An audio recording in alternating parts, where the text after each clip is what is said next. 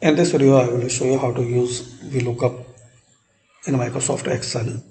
Like if you change the ID, value and information will be changed like this. So how you will do it, I will show you from start.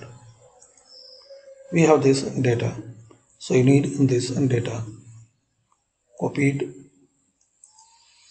and paste here as a transpose because we are making the VLOOKUP.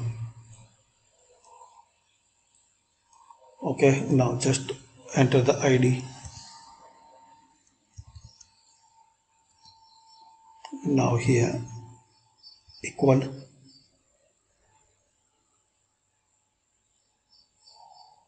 VL, double click on VLOOKUP.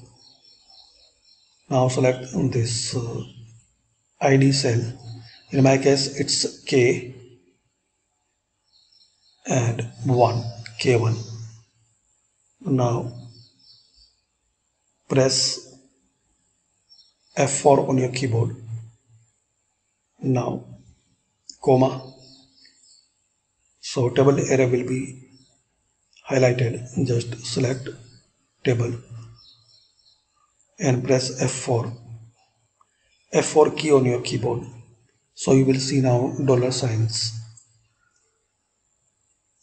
comma, type ROW, double click on it. Now here closing bracket and comma 0, press enter. If you use this error, so click on yes. Now drag and drop like this. So this is now working. If you see this type of date of birth, select this cell and here select short date.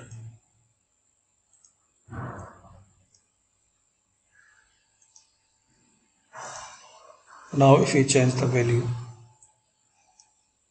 if you change the ID, so information will be changed.